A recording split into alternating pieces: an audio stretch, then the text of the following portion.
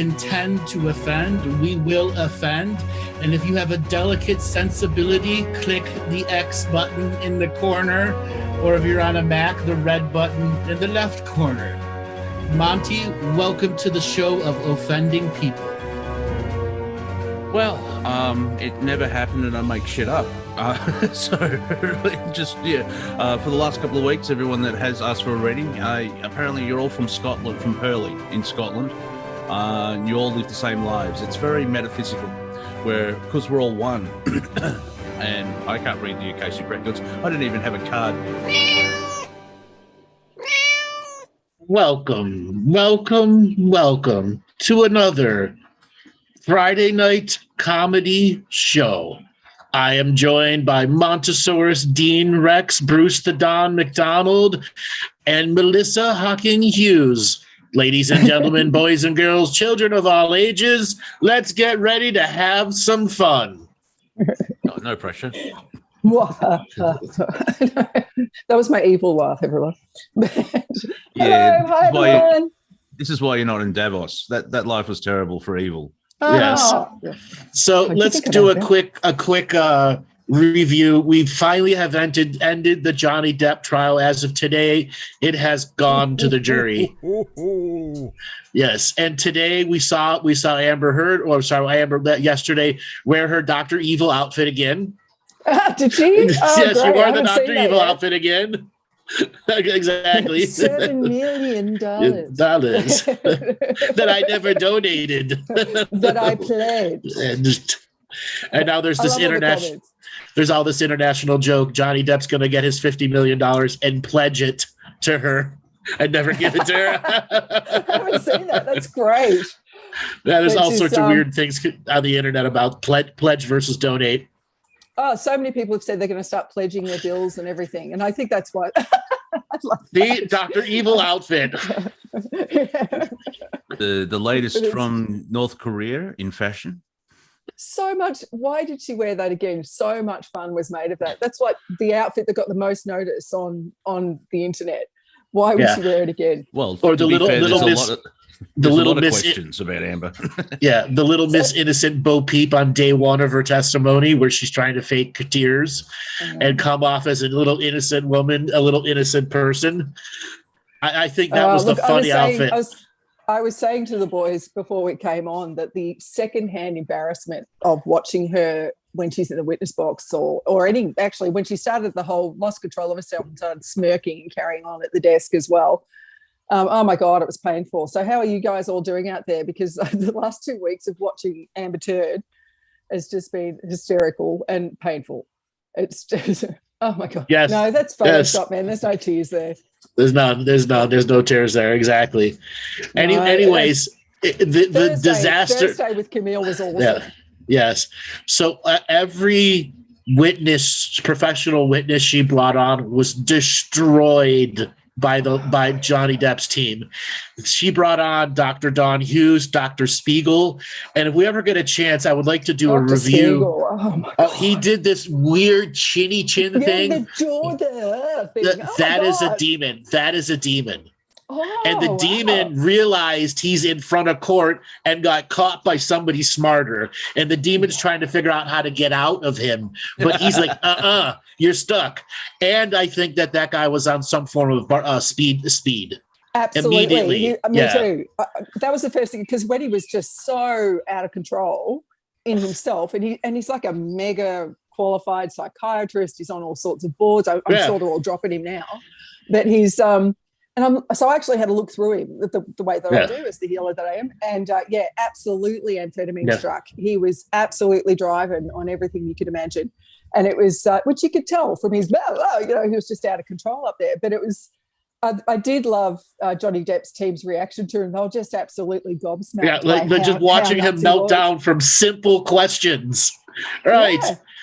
Right. It was just out of control. And then Dr. Don Hughes, from day one, when she was cross-examined, whoa! You realize she's a paid assassin. She comes up to assassinate credit and credibility. That's all she does. It's just nasty. Yeah.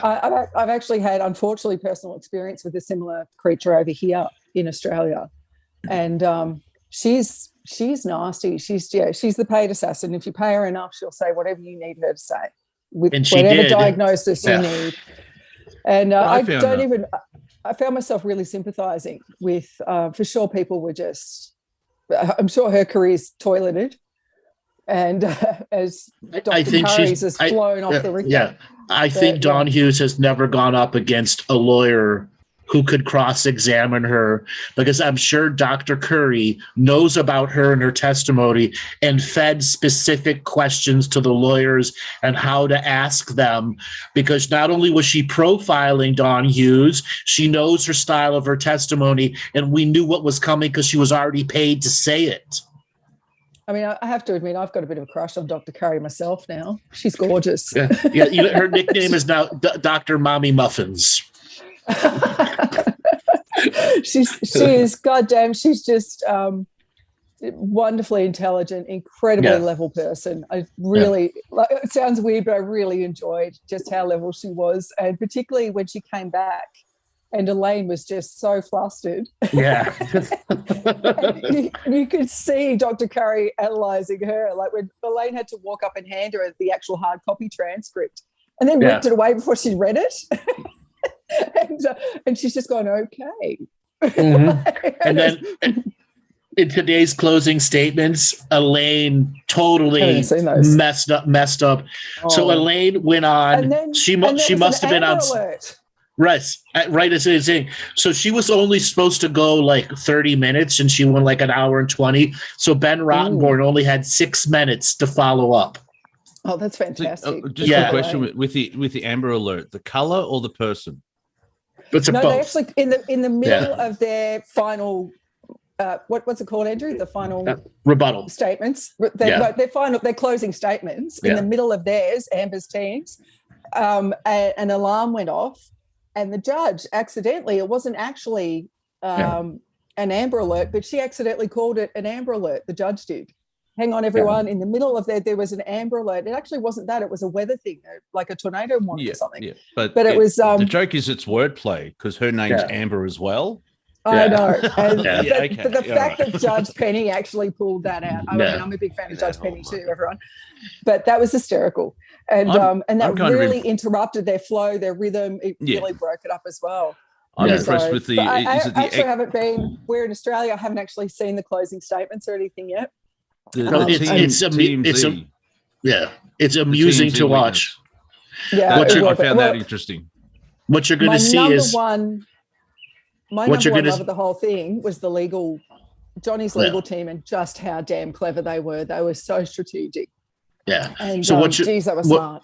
What you're going to see in this is Elaine must have taken Dr. Spiegel's speed drugs, because she was talking so fast, and then she went to dirty lawyer mode, purposely altered facts, and then they started objecting to her, and then the lawyer did the judge basically said, if you do this again, you're going to have serious issues. She did it again and again, and then there was a moment that basically the judge says, if you do this again, you're going to be fined $100,000.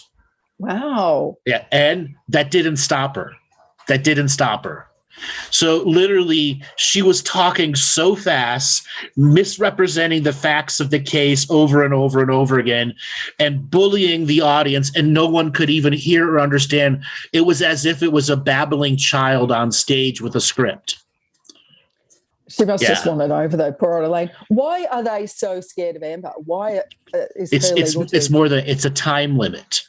This judge has there's a time limit. I know, I knew that was the case, but the last 5 days in the courtroom, it was clear Amber had said, at least act like you like me. No. That has nothing to do with that. They were only down to 3 hours. Oh yeah. So each side has 60 hours. At the end of last week's testimony, it started out. JD's team had 18 hours, and Amber's team had 8. So this trial has to be the make or break point for a few publicists in LA, man. How do you spin this at the end of it? How do you save Amber and get her a movie? And like, how much? Yeah, you suggest OnlyFans or Vivid Video. That's the So you spin. You know about that, Mr. Bartzis. Because guess what? What are they going to ask her to do? Shit on this. They're going to ask her to be shitting on everything. That's the type of video she'll be doing. Scat star. Come up. Did they remind everyone of the fact that she actually defecated on someone's bed? I mean, that's yes. Oh, good. I'm glad they brought that up. And blamed it on the dog, a teacup Yorkie, and the shit is bigger than the dog. So there's another hashtag going around, justice for Boo, which is the dog, and he wants to sue for defamation. Well, the weird thing is those dogs almost got killed when they came to Australia to film the last Pirates of the Caribbean. The actual paperwork is in Australia. There's actual paperwork that she's genuinely being investigated for perjury now regarding that. There's actual paperwork filed in LA as well that she's under investigation. And her former best friend, what's her name? Raquel, someone.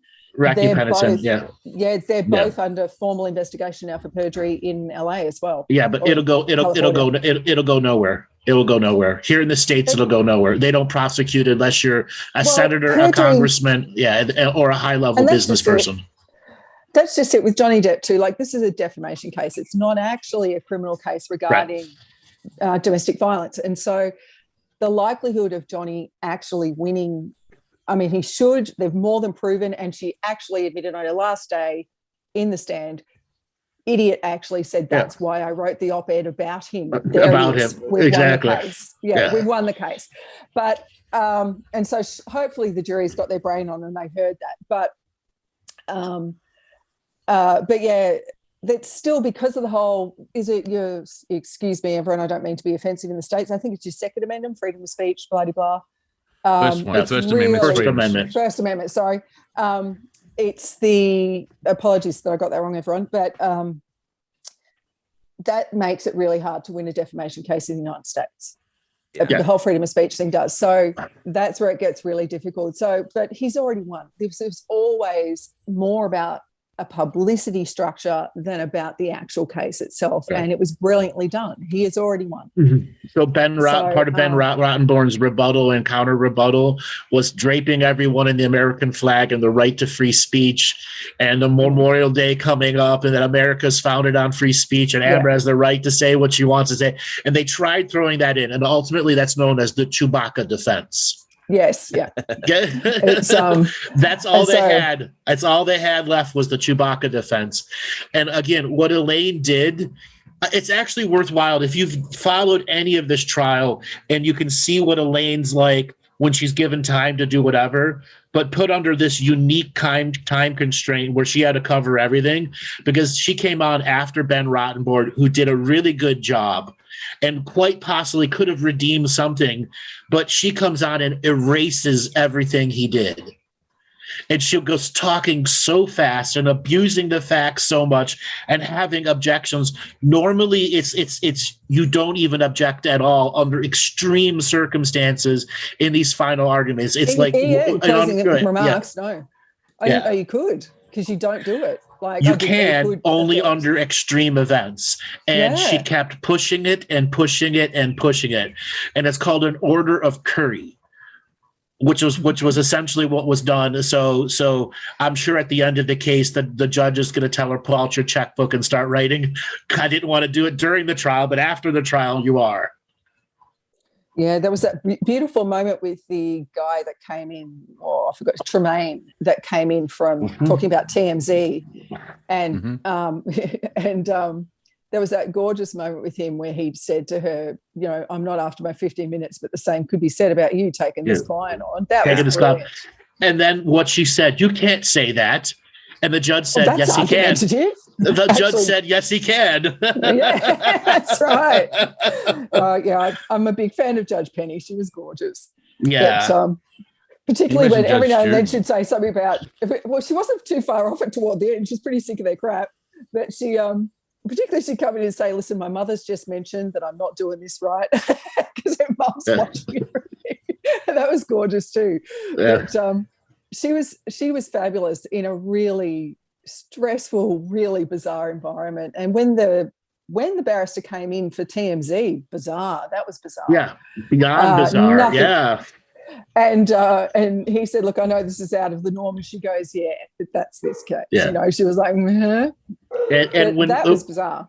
When Camille did the counter examination on Amber afterward, the only way they can get the copyright is if it comes from who. And she couldn't admit it, said, I wasn't me, and if I'd have done it, I'd done it better. Oh my God. She's in this, oh my God, the lies in that was just painful. You're just like, chick, what do you think? And we've all seen the evidence. Like there's so much evidence, come on. Here's a question for you. Here's a question for you. What would the title of this soap opera be called? Because I drifted out for a second and I came back and it was like Andrew's doing blah, blah, blah. And then Camille said this and like, this, what show is this again? Like it sounds like a soap opera. So what would be the title for this soap opera? Tales of a Sociopath on Stand. In a courtroom, because it's not really going to sell that well in Wisconsin. No, because Sands of Time. even though Dr. Curry gave her a diagnosis of borderline personality disorder and histrionic, those are all they needed to prove she's crazy. But in fact, she's a sociopath. Emotionless, a full-on sociopath, and probably even at the psychopath level because of the aggressive damage she does to everyone in her life. Your title doesn't really. Claire's in the chat room's got a better title if you want to read that. As the turd turns, yes. Yeah. As the turd turns, we now return to Courtroom B. Now, how would someone as smart and capable of getting anyone he wants, pretty much like Johnny Depp, how would he? Can I answer that? How would he find himself in the web of a psychopath like that? Okay, I'm sorry, gentlemen. I'm going to say this out loud, and I apologize right now. But men turning 50 make bad decisions. I don't know what it is. No. Wait. I'm 48. I can jump in. Men make bad decisions. No, you don't need the 50 bit. Yeah, men may. No, for some reason. It's the midlife. Is that connected to the midlife crisis? The line there, Monty. Sorry, the golden turtle world. But it's no. Look, honestly, I see this happen again and again. I'm not sure if it is a midlife crisis or what it actually goes on, but you see, and that's actually around the same period that he met Amber. And his marriage with Vanessa kind of fell apart, and a lot went on. I don't even know what goes on, but for some reason, I'm forever saying to people, I wouldn't date a man that's from 48 until he's after 52. Like, if I could meet the most perfect man, but if he was in that age bracket, I'm not touching you, dude. I'll see you in a few years. So there's more to the story. He left his wife for Amber. Now, what Amber did during that time was complete his broken energy. His energy, because that's what they do, is they fill all your voids. That's what these people do. That's the type of personality that is. They fill all your voids, right? And as soon as they have you in their space, as soon as they have done that, they have you in their thing and got you away from your normal environment is when they start showing you the other side a little bit and then full on. Yeah, she stole him away and filled, because he has a lot of issues. He was horribly verbally and physically abused by his mother. Yes. Yeah, so you don't even begin to realize, and she filled all those voids, all those hurt spots, filled him and drenched him in a love that he didn't get from anyone else. And yes, do 50-year-old men make that mistake? Absolutely. Okay, absolutely do they make that mistake over and over again. But in this situation, this was targeting of an individual from day one. She targeted him. Absolutely, yeah. So like you're talking before about Dr. Spiegel and the demon that was within him, what the hell's going on in Amber? So this is a person that's so highly functionable at the sociopath, psychopath level, they trap demons in them and feed off of them. It sounds like Amber. She's not controlled by a demon. She eats them. she eats them. And we had somebody in another show that I talked about that before, and this is another example. They're so high functioning in the other realms, they capture lower level and higher level spirits and put them to work like thugs. Okay, put them to work like thugs, and they send energy up the scale to her. That's how they maintain that high functioning. That's how they're able to control the energies of rooms. No, consciously. Remember, there's always an inner dialogue going in the borderline personality histrionic side, and that dialogue is it is a psychic dialogue from all different realms, forcing the manipulation as the final manifestation. Yep. She's just, it was fascinating in terms of the histrionic stuff. I mean, she's like textbook. She is full on extreme level of it. And she actually, in the last 5 days of the trial, went into full psychosis. Like she was actually, it's horrible, everyone, but it was fascinating to watch. But she and absolutely believed she was going to get away with this right up till the very end. Absolutely believed she did. Right. And still believes it. And after the verdict comes out, but then everyone's going to leave her, because who's going to pick her up if she appeals? And she can't appeal on evidence. She can only appeal on trial structure. And this judge left no room for appeal. No, and they can't even say that it was a failure of her lawyers, because everyone already knows it's her own testimony that screwed her.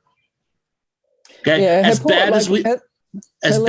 was hard to see them actually. Once she hit the stand the first time, you saw the change in her legal team, and they realised she'd absolutely bullshitted, lied to them. Right. Yeah. She'd absolutely lied to them, and they were stuck. Because they'd been lied to, and you could see the change in her legal team where, oh my God, what the hell are we going to do? Yeah, right. but there was a moment. Go ahead, Bruce. In her defense, lawyers really aren't looking for those lies until they get 1,500 hours billed. Well, they had 1,500 hours. They had 1,500 hours billed from 4 years ago. Remember, they paid up front $6 million. That's how much she paid. She admitted that in court. And her own lawyers, every lawyer stood up on her side and said, objection. That happened. Objection. Please remove that receipt. Yeah. It was a pledge, not paid. But it'd be interesting to see the fallout for it, because not enough people believe that she's innocent. There are people that are still hanging on, but it's like the Rittenhouse thing. It's like, oh, he killed some black people. It's like, did you tell me you didn't watch the court case without saying I didn't watch the court case? Because he shot 2 white guys in self-defense. Yeah. But the people still have that meme that Michael Jackson is a child molester because he paid someone in the 90s. That's ugly. No. Yeah, it is. Yeah. Because 14 charges were dropped in court, and they were hammering it because he's weird and extremely rich and jealous. I'll give one example and then drop it. Is that but he had kids sleeping in his bedroom. Yeah, his bedroom was the size of a New York apartment. Right. Like, the parents were also in the bedroom. Yes.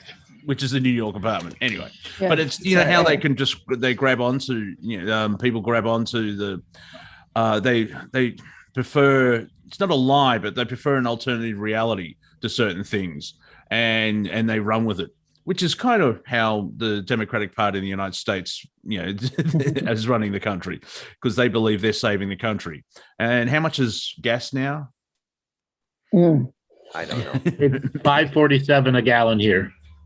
Ouch! Because it was something last time I spoke there. Yeah, it's out. It went up. That was what I told you. It was on last Saturday. It was $4.47. It's gone up $1 in 5 days. Yeah. And I think here roughly, if it's $2 a liter, that's $9 a gallon. Yeah, it's 4.5 liters per gallon.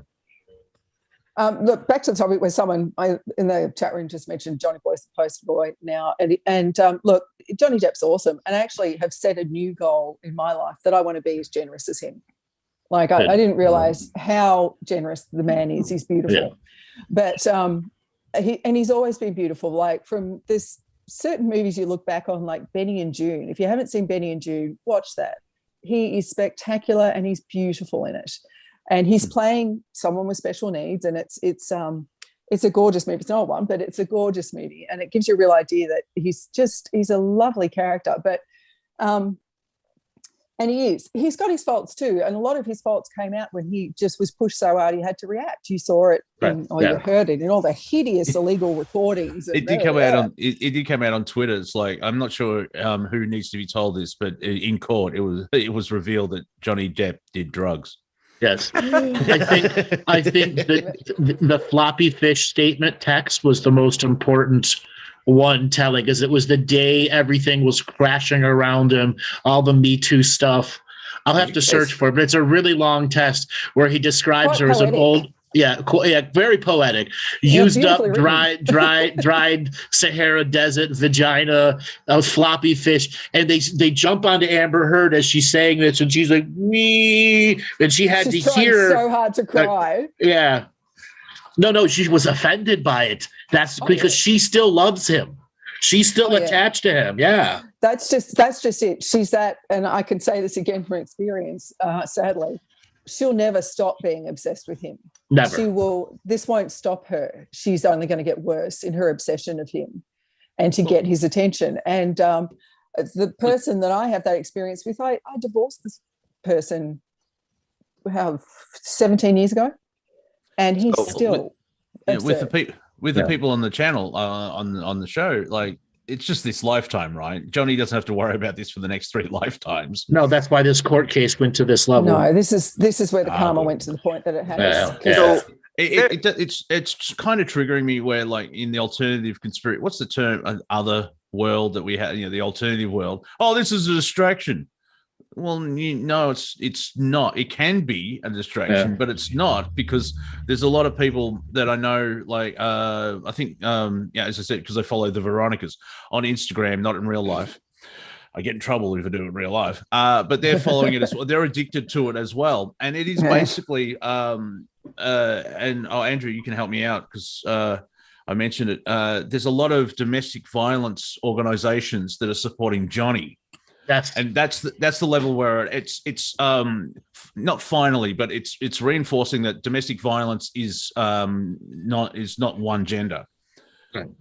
And that needed to happen, although the pendulum swung a little bit too far again to the other side, but hopefully we'll start to even in. But one thing I will say, I was actually invited into a discussion yesterday because the fastest way for me to actually catch up on what was happening was to go on TikTok. So that was the fastest way for me.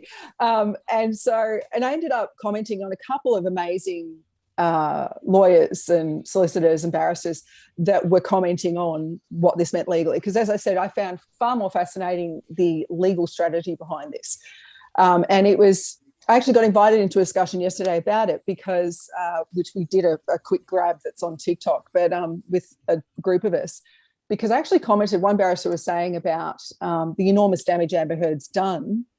She's pretty much killed me too, blah, blah, blah. And she was saying that this is going to make it so much harder for people who actually have been abused. Now they're going to actually have to prove abuse, blah, blah, blah. I was actually saying, and my comment to her was, I agree, except surely the disgusting individuals, and if you're doing this to an ex-partner or whatever, I'm talking to you, the people that deliberately go in and lie about being abused, like Amber has, right? Surely people that would use that as a weapon in the judicial system to get back at whoever they need to eventually, surely they're going to think twice now. So watching the utter humiliation of this woman being called out on such a public case, surely the people that would fake abuse and lie about it just as a revenge tool through the judicial system are going to second guess and say to themselves, actually, maybe I shouldn't do that now. And that's why I got called onto it, because I was saying that was actually, a lot of the barristers hadn't thought of that. They actually hadn't thought that people at that level would start to rethink, should I do that? My God, will I be humiliated as much? And yes, you bloody will. You will be that humiliated. Eventually, the truth comes out. So there will be those that are influenced to not do it. But when you're already at that level of high crazy where you believe you're right and you believe your own lies, it won't stop people. But what the biggest damage it's going to do is to the people who are actually abused. It has given lawyers the tactics of how to defend this and make real people seem as if they're lying. That's the real damage. And that's why so many of the women's support groups are very much behind Johnny Depp, because they realize the lawyering here has completely changed the entire makeup of what's going to happen for the rest of the people that are going through this type of horrible abuse. Yeah. Well, I had the idea of, obviously they're not that good, but when someone is charged and convicted of rape, it's say 20 years or I think it should be a bit longer. But what I think is if you have false allegations of rape, should be the same amount of time. Yeah. Yes, I think that needs to come in too. I think people that, again, that vengeful tool of saying you were raped and it's my word against his, but I'm the little victim and I'm a girl and I'm all of that sort of stuff. The people that do that need to burn. They need to burn as well. I'll give you an example, how lying can influence society. Roe versus Wade. Yeah. That didn't happen. Like, Roe wasn't actually gang raped and wasn't pregnant. Like when it came out in the 70s, and she came out and said, no, I lied. Because the whole idea of it was about privacy and so on and so forth. But yeah, she became a reborn Christian and said, I did bad things, said this stuff. But of course that got pushed all out of the way because that Roe versus Wade can be used as a political tool. And here we are. So I just wanted to just point that out again. It's hard enough when I live in Australia. Australia has a remarkably misogynistic society.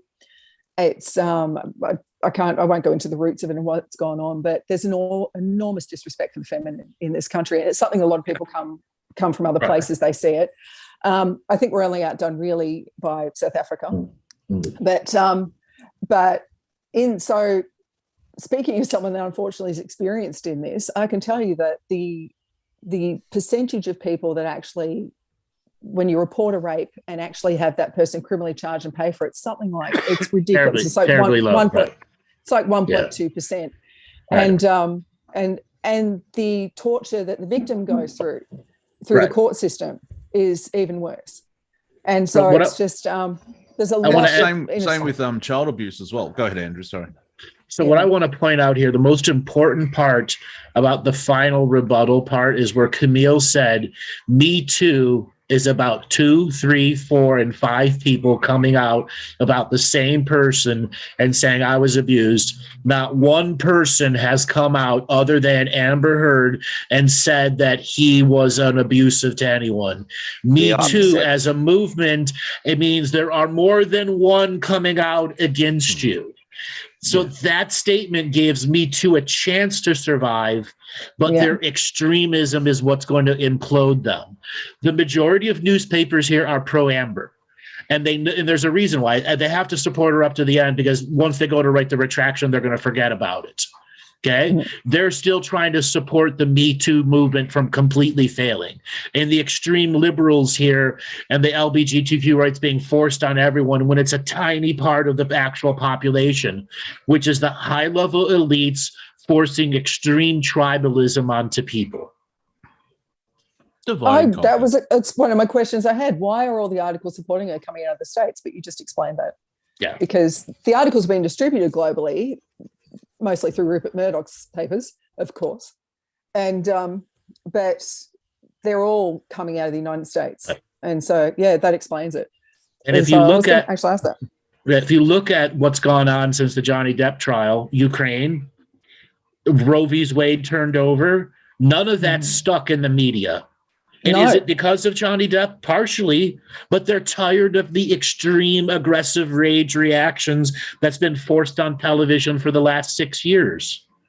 Johnny Depp was just a way to get that justice out, that justice for Johnny hashtag. Even justice for Boo the dog is at like 3 million people supporting it.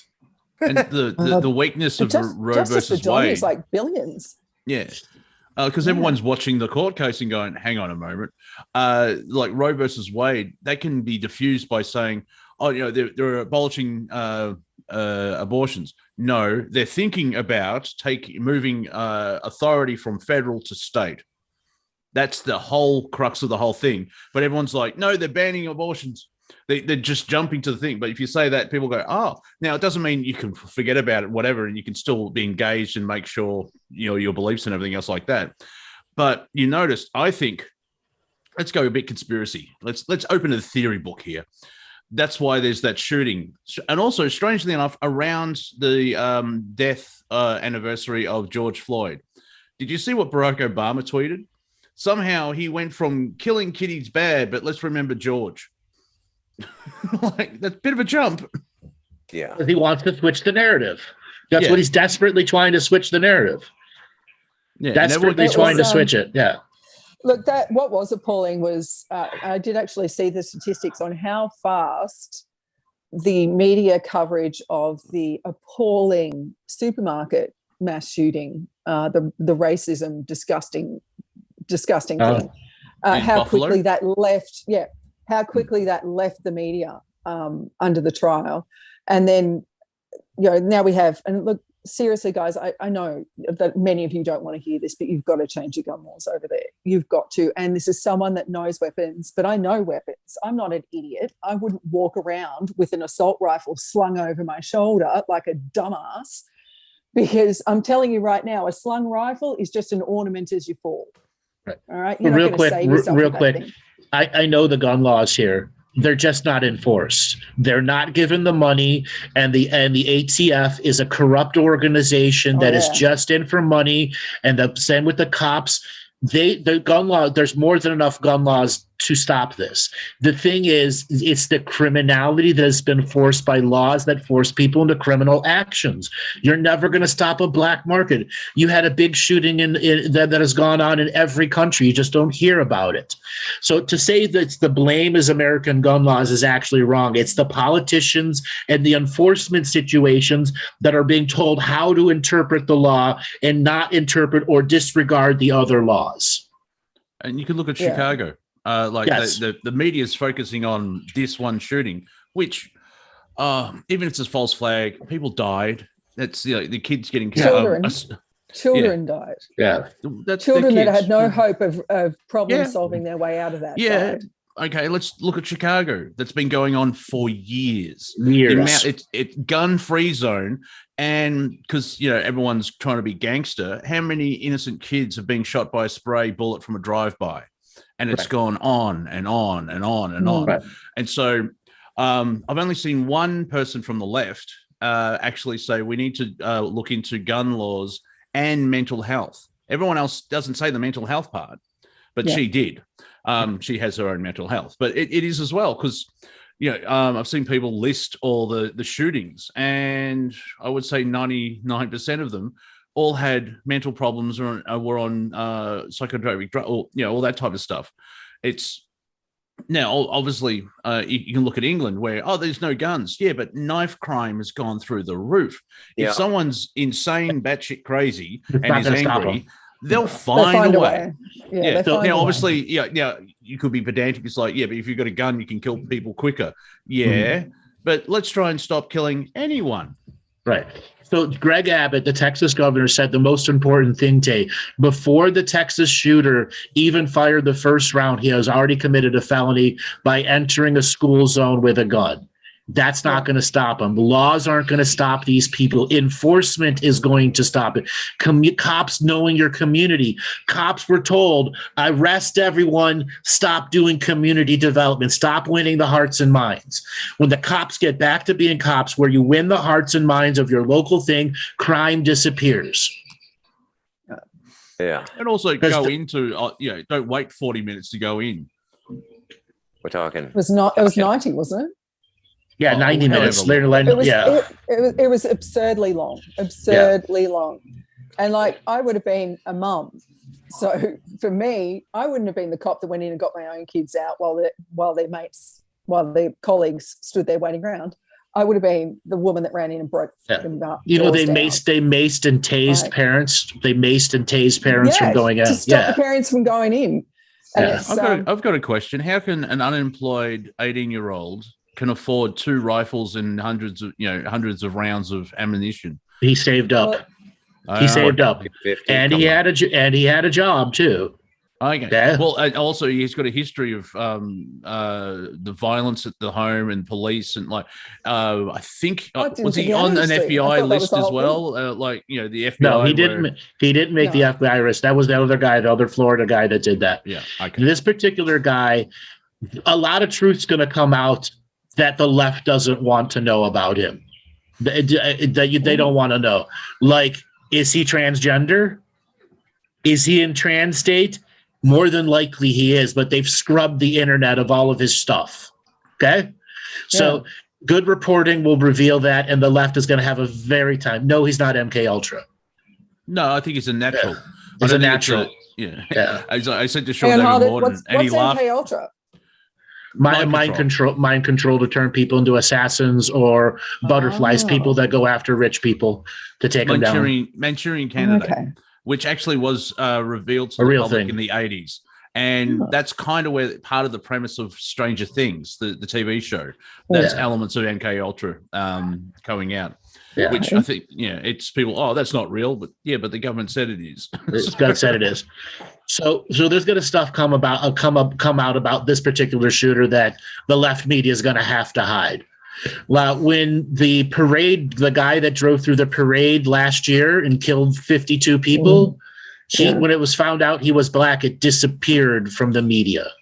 Yep. Disappeared. The subway shooter, racist, who happened to be black, that dropped was disappeared because it's about agenda, not actually about pure justice. I was having a chat with Andrew this week where I'm not against social justice. I'm for justice. It falls underneath it. I remember saying to Bruce as well, I'm not against trans rights. I'm for human rights because transgender are human, right? Yeah, it falls under that. So we originally were talking about Johnny Depp and we moved into this other subject matter. I want one last thing to say about Johnny Depp. No matter how the court comes back, Johnny's already won. And if some weird reason Amber does win, they bought the jury. Okay? This jury was never sequestered. Did they get that? Would I put it past Amber's team of going after a jury? No, I wouldn't. But in all reality, they only need one jury to make it go to a locked position. Okay? But obviously, Johnny has already won. Johnny has already won, and the only thing that can stop it is if they completely reward Amber Heard $100 million, even though the woman has never made more than $2 million on a single movie. Yeah.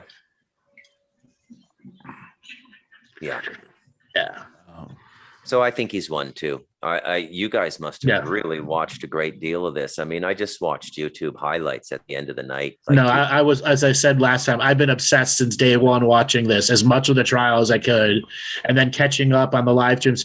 Because again, I was looking at this not from Hollywood point of view. I was looking at it with all the spiritual sites and the karmic values, and every person that Amber Heard, even in the final statements, what Camille said is Johnny Depp had all these people appear live in the court. The only person that appeared live for Amber Heard was her sister. None of her best friends appeared in court. And the only other people that appeared for Amber were expert paid witnesses. Yeah. Oh, that poor tortured soul, her sister. Yeah. That poor girl. There is a rumor. Yeah. There is a rumor that I agree. Camille was awesome. What's his name? What's his first? Danny Jr. What's his first name again? Who? The guy who played Iron Man. Robert Downey Jr. There's a rumor that Robert Downey Jr. is thinking of putting Johnny Depp in Sherlock Holmes 3. Yes. Oh, I'd heard it signed. Yes. No, it's not signed. It's not still. Signed. I mean, can you imagine that coup? Because, he got screwed out of the Harry Potter prequels, and he was good in those. And so by changing it, he was. Yeah, he's so good at being creepy. Yeah. Well, that's the thing. I saw an actress saying, "I've worked with Johnny, and when you're on a set, like a major film, you spend 12 hours a day, filming about 6 minutes. You know what a person's like." And exactly. Johnny Depp is a complete gentleman. Okay, if he's such a violent, batshit crazy, insane megalomaniac, why would he dress as Jack Sparrow and go into hospitals to make kids laugh? Right. On his own back, like doesn't do that page. Yeah, it wasn't Yeah. like a publicity stunt. It's like, no, He's this will be fun. Right, and he Beautiful, didn't do it once or twice. Just done it hundreds upon hundreds of times. Yeah. Okay, and once again, Me Too means more than one person comes out, and only Amber Heard came out to say that he was abusive. Okay, where are the rest of them? Well, the opposite, right? Kate Moss testified. Yeah, Wasn't she fabulous? Yeah. And I love Amber's term that Kate Moss came out of the woodwork. What woodwork? What the woman's always like. Yeah, she's everywhere. A little jealous. Yeah, that obscure model that no one's heard of. Yeah, that's a classy Celt. And she's just and she was on for like 3 minutes, and I think more than any other thing in the whole trial, Amber was just absolutely overcome by her own jealousy and rage. She was just in 3 minutes. You watched Amber lose her shit. Yeah, totally lose her shit. Exactly. So what? Oh my God! Like the social icon that is Kate Moss, because I don't think she's really had a scandal. And she's huge and, very attractive, easy on the eye. Yeah, she's gorgeous. Yeah, when you have a social icon like that come in and defend you, it's like everyone's like, ooh, the weight of integrity that comes from but Kate Moss says that's not right. Like, well, no, that's it, people. The Lady Moss has said. So the only thing that could ever be considered a scandal by her was some cocaine use. Oh my God, she used cocaine in the 90s, which everyone did. Exactly. Yes. I'm sitting down, Andrew. I'm glad I'm sitting down when I heard that. Thank you. Yeah. No, she was lovely, and the thing was that it turns out that it was a little bureau, like a little sort of hotel hut in Jamaica, where, of course, they have massive tropical storms. So the water on the ground would have been enormous. And it was 3 little wooden steps out of the bureau that she fell down, that she slipped and the feet went up and she went down. And that makes sense that's how it happened. But then the beauty of the fact that he was already gone ahead of her. And apparently when he turned around and ran back, there was so much water on the ground that he fell over as he was running back to her, got up, picked her up, carried her in, got medical help for it. Mm-hmm. Right. And it was just, the bastard. Good one, Amber. Yeah. May have misinterpreted that. But it was the demise of Amber was just painful to watch has she been removed from Aquaman 2? I know they were cutting. She's down to 10. She's down to 10 minutes the last time I heard. I'm sure they're waiting for the now. I'm sure they're waiting for the actual trial to be done and over with before they do whatever they're going to do. Yeah, the result. And right now, supposedly Emilia Clarke was there to take over, but I think Aquaman 2 was scheduled to be released next year. They moved it to next year. I'm not sure. Yeah, they've pushed it right back, haven't they? Well, no, they pushed it back. This was before the trial began. It was already pushed back. It was having major issues because the Warner Brothers was being bought out by Discovery Channel. And now that Discovery Channel has come in and take over and realized how bad it really is inside Warner Brothers, they're either completely canceling projects or making them slow down and go back and look at the stupidness that they're doing, like trying to put out gay Superman, because they did, and DC Comics put out a gay Superman. Yeah, they did. They're napalming. They're like in the Vietnam War, where they napalm the forest to let the Viet Cong not be able to hide anywhere. That's what's happening in Warner Brothers. Like I think the CEO has gone right, because it was owned by AT&T, a communications company, and the accountant said, "Oh, we can make money. Let's release all these films." But it sounds like Discovery have creative people in it, and they're like, "Right, let's make money properly and create things." Yeah. So for them to reshoot this movie, they would have to, a lot of the actors would have to say, I don't want to get paid more for reshoots for this movie to be successful, because you're talking another $75 million in reshoots minimum. Okay. Maybe even 100 million in reshoots, because you got to break contracts and get people who would be doing other things back in a situation, and then all the graphics have to be changed. But the other side of it is, imagine Like people will go and see the movie that probably wouldn't have gone to see the movie if they take Amber out of it. Like You're right. they will make a truckload more money from the actual movie if they do it, because it's got such Johnny Depp's, Justice for Johnny Depp has, what is it? 6.8 billion. It's not that big. It's in the millions, not the billions. No, it's billions. It's billions. No, it's not. Now. No, it's not. No, it's but not. But yeah, it's enormous. They're going to have to do the math. They're going to have to sit down and say, calculate, is the gamble worth it from a business sense? Just had a thought. What Jason Momoa must think was like, hang on, everything I touch goes really well for about a week and then falls to shit. Game of Thrones, Justice League. He's good at what he does. He's a terrific person. At least in Jason Momoa, as a character, he was already dead before they fucked it up. Okay. Okay, but the biggest thing to understand here is the hashtag remove fire Amber Heard from Aquaman has got almost 5 million people signing it. Even if she's in it for 1 minute, those 5 million people have declared they won't see the movie. Is too big of a hit. $5 million times $18 a movie now. That's what it averages to go see a full. You can figure the money out. And that means it's long-term survival. It's got to stay in the box office 20 weeks for it to make that $1 billion+ dollars. Yes, 3D is $20 or $14 now. All the major movie theaters did a 30% price increase. Wow. Yes. Yeah, inflation. Yeah, Floor's asking you something, Andrew. I shared a meme of the question is, do you think inflation is affecting your life? And no was 127%, and yes was a 198%.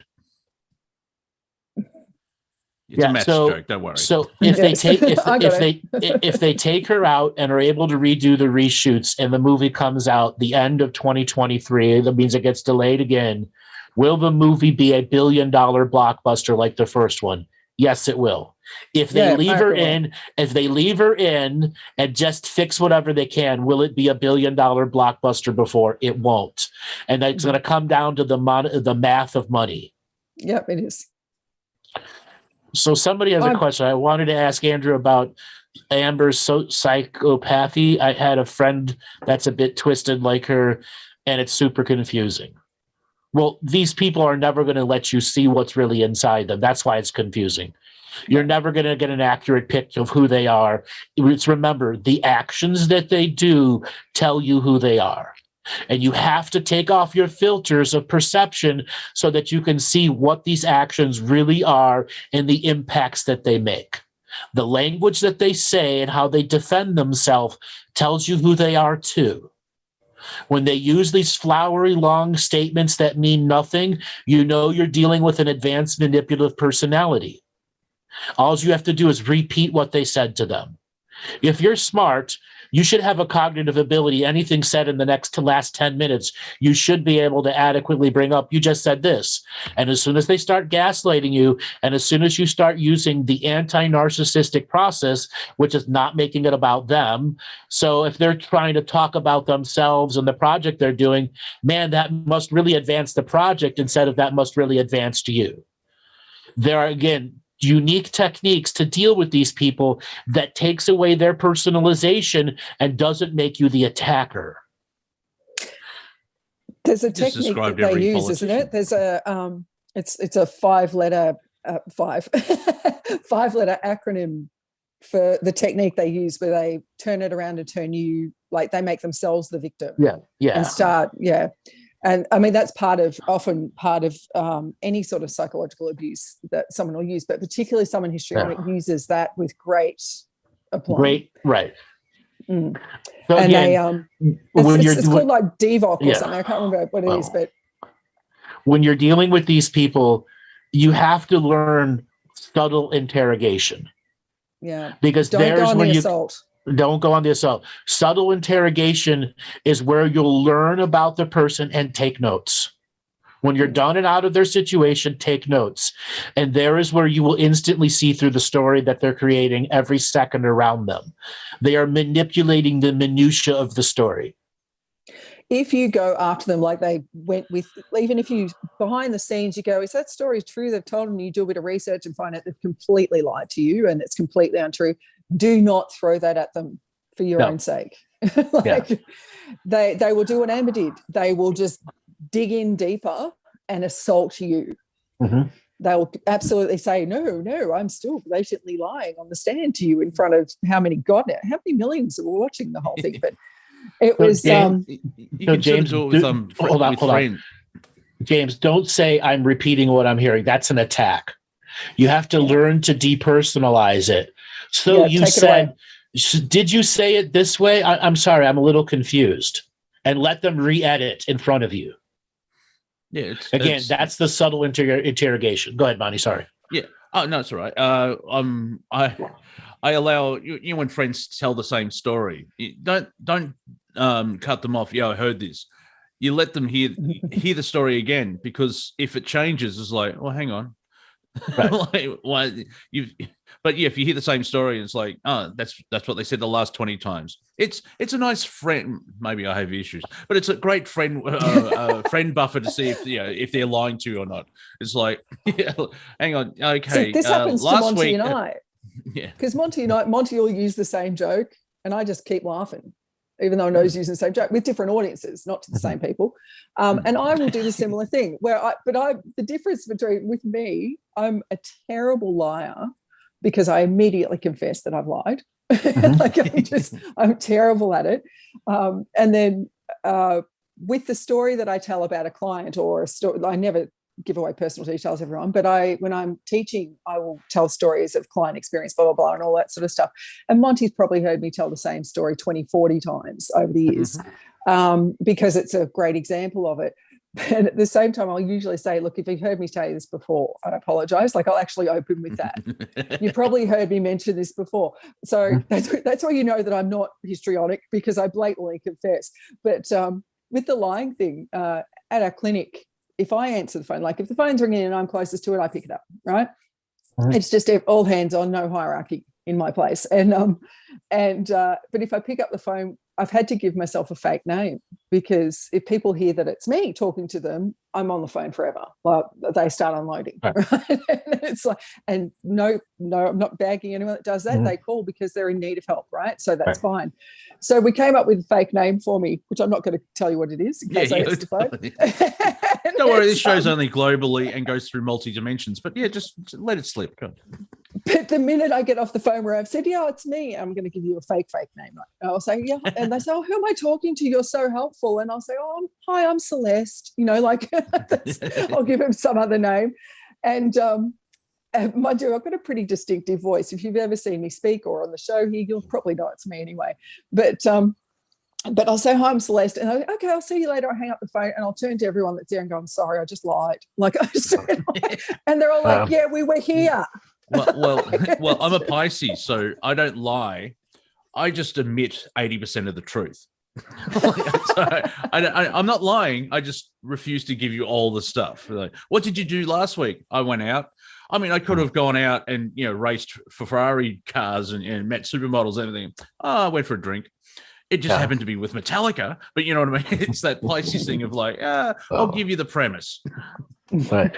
So along the same lines, Melissa, there are times when I'm in speaking and I'm telling about a session or something, and there are times that what I do is I take two separate terrible situations and make them the same one because of the unique audience I have in front of them. Yeah. Is that lying? It's still teaching. And I use 3 or 4. I'll actually into one, yeah, right? That's right. So it's not actually about anyone specific. Exactly. And then there's the super crazy ones that you don't need anything else to tell about. Okay, I mean, I've run into some doozies, some strangey doozies that are operating in delusionary land, and they have a lifetime pass to delusionary land. And when you have to break the delusion, right? When you have to break the delusion, this is when you call upon all the other crazy stories and you hit them with craziness after craziness. You show this example, you show this example, you show this example, you show this example. And sometimes it works. But the majority of the times it doesn't. I call that my panic button collection. Because in our security system in the clinic, I have a little panic button that if something goes a bit nuts and a client goes a bit berserk and I'm stuck in the treatment room with them, I can hit the red button. Yeah. But it's a panic button where if I hit the red button, it immediately calls emergency services. It calls like first responders, as well as, you know, the silent alarm in the clinic. But I don't hit it very often, or I haven't had to hit it very often.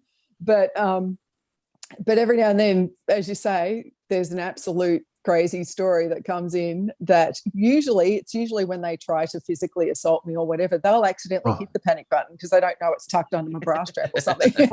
Usually they set it off. And but luckily, like in the old clinic, our old clinic was literally right next door to an ambulance station full of, you know, first responders. And so the guys would literally run out their back door and into our place. It was like a 5-second call, and they'd race in and, where's Melissa? Is she okay? She's in her room. And so yeah. But, then I have these sessions where it is the demon in the person calling for the session, not the human being. Mm-hmm. And I'm dead serious.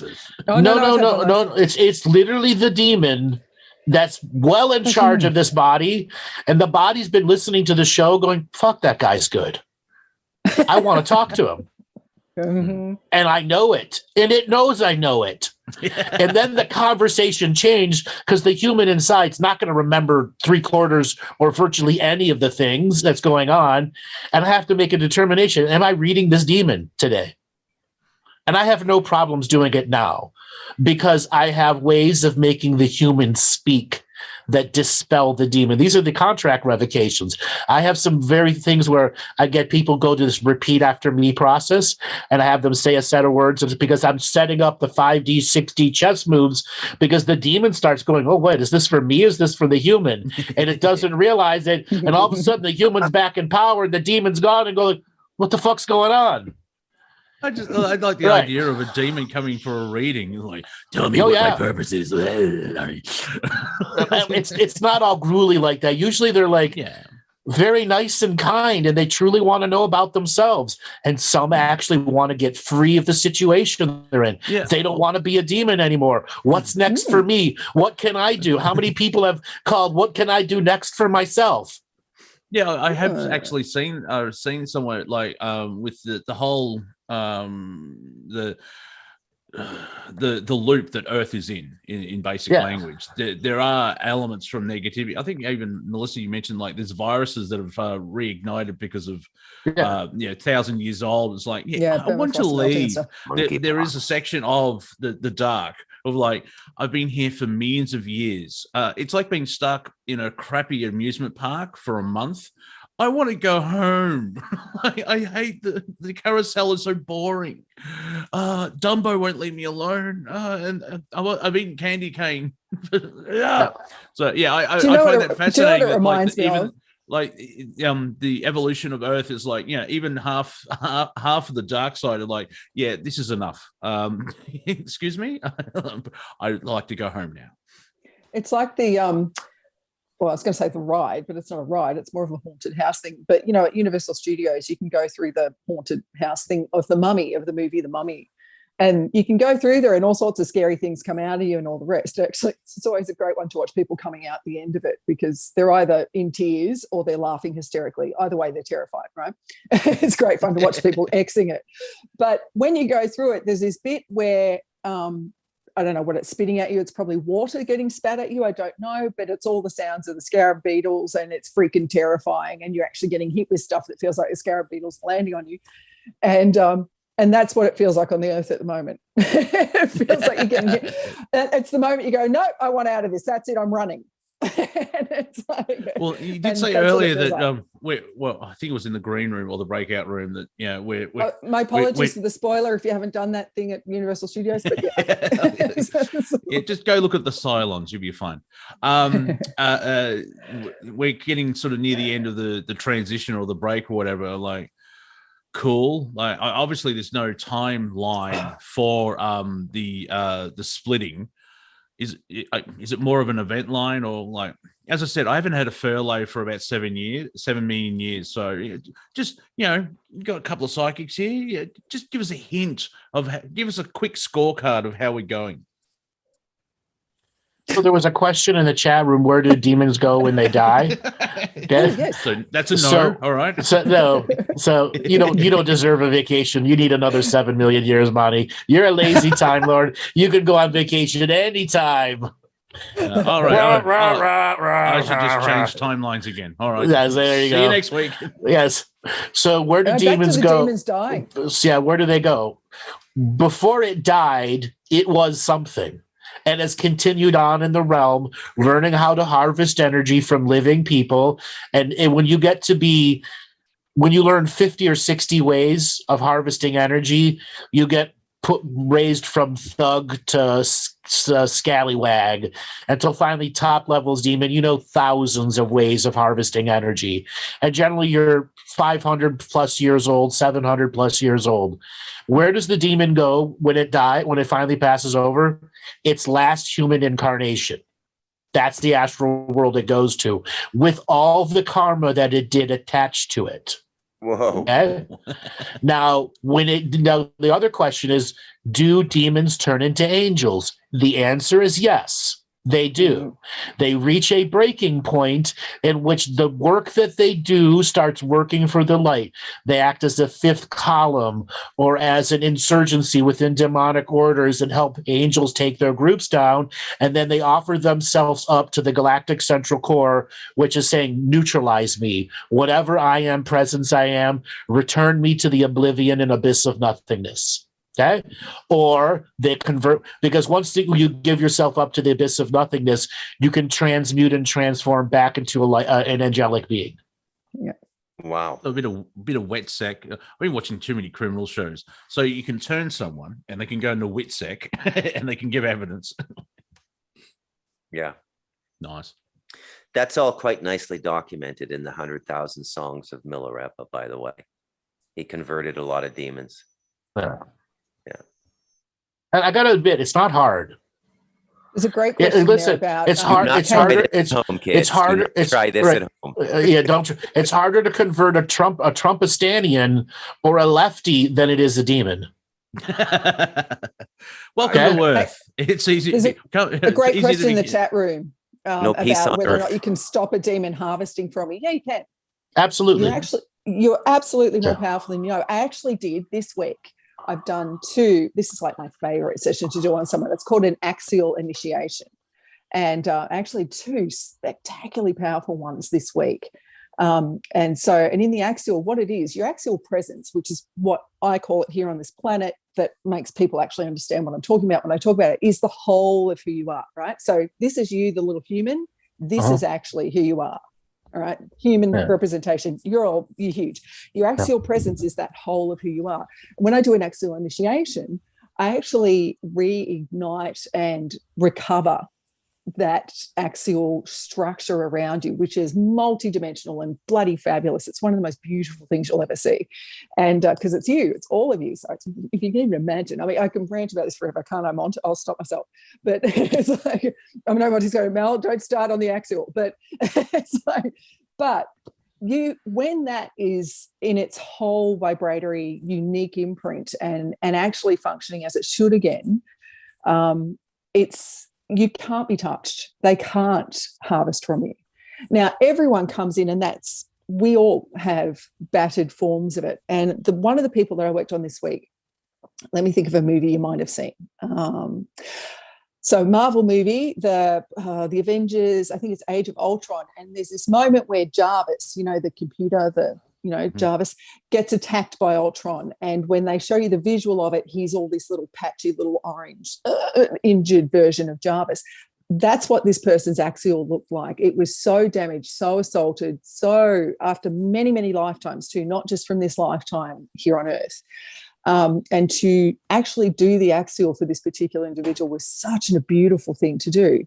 In the second stage of the axial initiation, I actually initiate it back into their unique vibratory imprint. So it goes back that no one else can take from you, that's yours.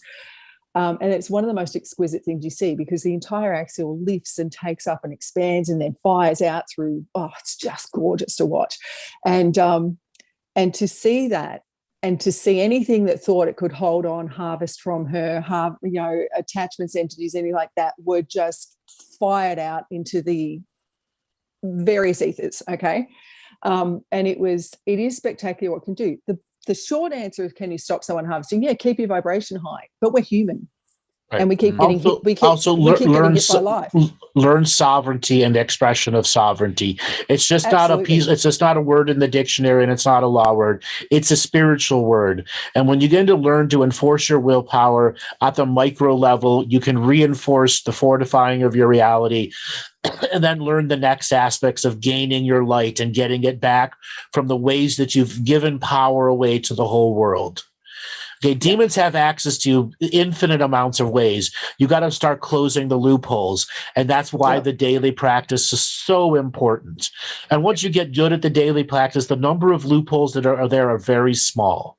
And they get smaller and smaller and smaller. And that means anything around you has to be much smarter than the average, thug demon that's around there that only knows 30 or 40 ways of harvesting energy versus tens of thousands. And there's a slight bonus as well when you can attain that, where you're defending yourself and you're in a neutral state, is when you watch people that have been either harvested on by demons or demons controlling someone. Like, I don't think Melissa knows this person, but the rest of us do, on a certain radio station, where it's just like, oh, look, sometimes I don't think the demon does anything. The human just starts doing the whole ranting and just doom and gloom. And because you can just see a demon feeding on that energy. It's fascinating. It's really, really like, oh, you're doing that now. So like he's like an artesian well of louche. Yeah. I think sometimes the demon needs to rest occasionally because the human's just going on and on and on. Yeah. So we had another question in the chat. 1 second here. Let's read my thing up. I think I saw it too. Oh, boom mic. The boom mic is working really well tonight, by the way, Bruce. I love it. It sounds really good. But I think everyone needs to order them. I don't want a fist fight to say stuff, man. It gets pretty nasty in here, Robert. It's like a cage full of badgers. Hey, from my end, I'm just watching things pop in and out. Badgers? We don't know stinking badgers. Was it the question about do Bible verses help, Andrew? Yes, that's what it was. Sorry, I had a whole bunch of people direct messaging me. For anyone that's trying to direct messaging me during the show is really, really bad. I have to pay attention to like 25 things, so I don't hear it. And then when I'm actually trying to message Robert in the back about production stuff, I'm messaging somebody else where, Robert, did you play this Thursday? Whatever it is. So please don't direct message me. So back to Bible verses. My answer, no, they don't help. Sorry. So they do, but your faith is a part of it. So if you don't believe in God and you hate church and you just go do Bible verses, what is it going to do? You're singing at the demon. You've got no faith behind it. There are unique quotes in the Bible and verses and Psalms in the Bible that can be incredibly uplifting. Yes. But if you don't have faith inside you, you're just talking, and the thing is going to be like, seriously? Another Bible thumper with no faith? Geez, it's like ordering food delivered to me. Yeah, don't approach it from religion, approach it from spirit. I mean, there's sort of 3 rules of keeping your vibration up. You keep your vibration high, you stay attuned to the source, to spirit, to the whole, and you trust, which is the hardest of the 3, for sure. So, again, they said it'll be fun. They said you'll learn. They said. So the other part about that question, is that an innocent question? It is, but you can't allow innocence to be your excuse anymore, nor can you continue to be blissfully ignorant. If you've listened to the show for any amount of time, you would have known that that's the answer already. And if you're brand new to the show, you got to catch up. Absolutely got to catch up. Do the contract, literally do the contract revocations. They're literally designed to stop our energy harvesting. Well, but see, I'm not a big fan of the Bible because it's written by man and it's not from spirit, great spirit, flying spaghetti monster, whatever. No, it's However, if you get a good grip on the book, you can thump someone really hard in the head with it. So it can be used as a weapon. I'm just putting it out there. And if you've got the Book of Mormon on the other side, and just back to you. Right. Or you've got a Buddhic text or this or that text. It's still the faith inside you and your connection to the source within. And yes, there's an external source that can be recognized. That's the unfortunate aspect of the majority of the Christian and the Muslim religion is forcing everything external instead of it being internal. If you take the teachings of Christ and Buddha and all the other ones and internalizes versus externalize them, you will learn a lot more.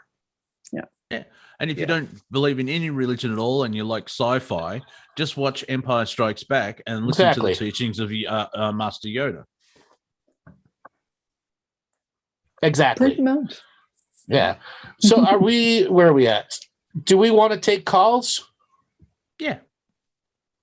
Well, I will let you all do the instructions to the callers because we know what happens when I do it. Okay, well, so if you'd like to call into the show, you click on reactions and raise your hand. And if you don't, Andrew's going to call you a chicken shit. There we go. Got two. Going for three. Three at the back there. Four. So yeah, we'll start. We'll get someone on at 5. 4, yeah, excellent. Because it's a wheel, not. I don't. Did I get a text or is a cow dying? Oh, 3, 4. Just one more, because get a. What's with the farm animals, Robert? Where do you live? Yeah, I have to send you some pictures. Okay then. All right. Well, we'll go 4. That's good enough. So spin up the wheel of callers and see what happens. Since half the panel walked away. Catherine, catnip. Signal to unmute. Hi there. Thank you so much. Where are you calling from, Catherine? I'm calling from San Diego, California. Welcome to the show. Are we entertaining you today? Oh, it's been such a wonderful thing to listen to always. I enjoy it very, very much. Thank you for all of your points of view. I definitely wasn't expecting to hear MK Ultra not being a source, and that was really cool to have a different perspective. So thank you. My question was, I asked in the chat, is there a revocation that supports our being able to remember, since we have such a collective amnesia? Which one is it? It's called the Mandela effect revocation. It's the one. Yes, it's a very long one, and it is meant to train you in the triathlon of endurance. Just like the Union and Communion collective conscious strike, it's designed, can you maintain high frequency for an extended period of time? And the practicing of it is putting you in training for the spiritual triathlon. And it has so many different aspects, both of them, that are meant to dig deep into you at the parts of you that have given away power, and to get that power back into the deepest parts, so you have the deepest energy reserves that are out there. Because I've done it, and it was incredible. It was just really, I could feel sort of that kind of flying in and flying out and trying to stay present. A triathlon is a really accurate description. Right. And it's not meant to be done once. It's meant to be done dozens and dozens of times. And each time recording yourself and then going back later in a meditative state and listening. And can you feel the transference of the words from your other presence to your current presence, so that you can refine how potent you can make your words, when to emote, when to change your pace and speed, when to put that power and raise the voice, and when to be soft and caring. And I love all of that. And so I do revocations of different kinds every day, and the declaration on the daily, but I will take that to a new level. Thank you for that inspiration. Hold on a second. Have you done the Union and Communion consciousness strike? I don't think I have. So, Robert, can you put a link in the chat? That one's another really long one, and the full one's 19 pages. Oh, So wow. you should do those back to back. The Interesting. consciousness strike followed by the Mandela revocation, and that's about 10,000 plus words. So it's about 36 pages, and that's the sextathlon, septuple. Wow. That's your training in 6 different levels of gaining your power back and exercising your will. Wow. Yeah. Thank you so much for creating these for us. Oh my goodness. It was the way that I found you, actually, was that I woke up in the middle of the night and tripped over one of the revocation recordings, and it just took me to a whole other level. And I so appreciate the way those have been offered for us. Yeah, and they're all out there for free. Again, I want them out there for that particular reason. So people like you could trip over them in the middle of the night and go, what the fuck? I did a more of a hallelujah. Or hallelujahs, exactly. Yep. I was super grateful. Can I ask a separate question? Sure, go right ahead. What is the best way for me to support they really support my son? He's a little bit behind in understanding connection, but I feel like I've tried to provide as much flexibility as I can for me. Is there anything else that I could do to support him without doing it for him? To sort of how old is he? He's 21. And is he even diagnosed with any mental illnesses? Not officially, but I'd say ADHD, but he's just social anxiety. I mean, he's sort of emotionally 16, but then he's a very interesting being.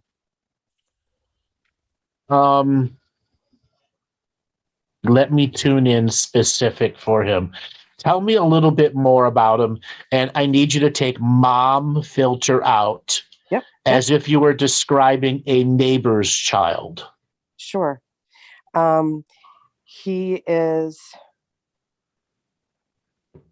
loves history, and he has loved history. A mom would not say that about a neighbor's child. Disassociate for a second. Okay. What makes him awkward? People. Being and that he really is sensitive to energy. No, that's still being the mom. Okay. So like a neighbor would say, like he's kind of quiet, or he twitches when he's talking to people. You mean that point of view, don't you, Andrew? It's that. Yeah, it's exactly. The outside. It's the outside point of view. If you looked at him, you actually wouldn't be able to tell he's having an issue. He's polite. He's kind. You really can't. You'd think, what a good guy. So really, it doesn't show. I just know that he wants to be further along. I want to have him, and yet, I'm in the space of just, being like, well, this is where you're at, dude, and you just got to do the best you can. What kind of jobs has he done? He works in 2 different restaurants, now he works in one restaurant. He's just been promoted to an assistant manager, and he's taking on more responsibility, and he was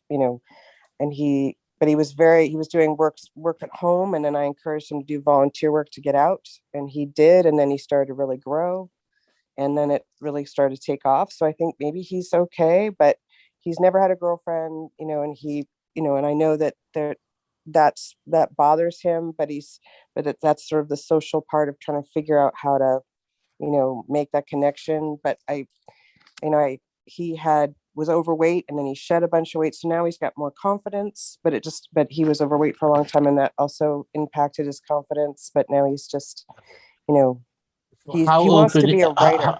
How open is he to you giving him advice? Highly.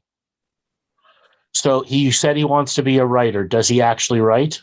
Yes. And yet he got stuck. But I think when he was writing, he was world building, like in a Tolkien style of writing about. Okay, I fully understand that. I'm a world builder too.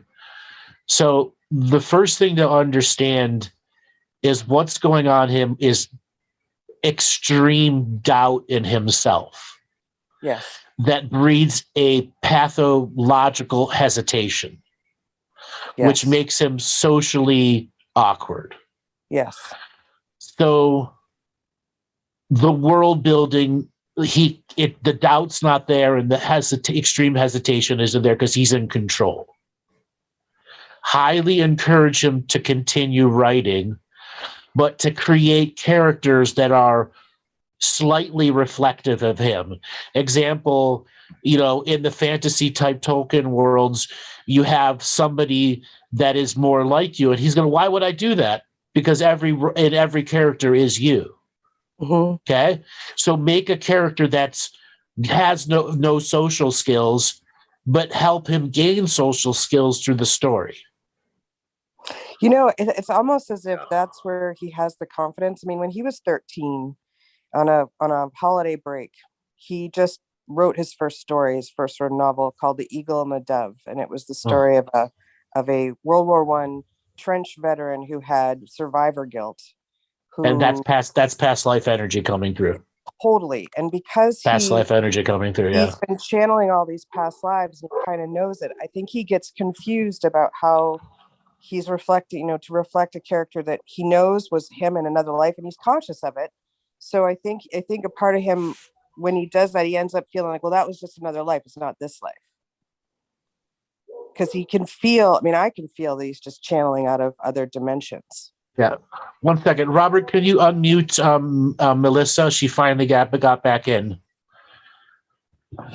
So there's more going on here. Obviously, the kid has a psychic skill.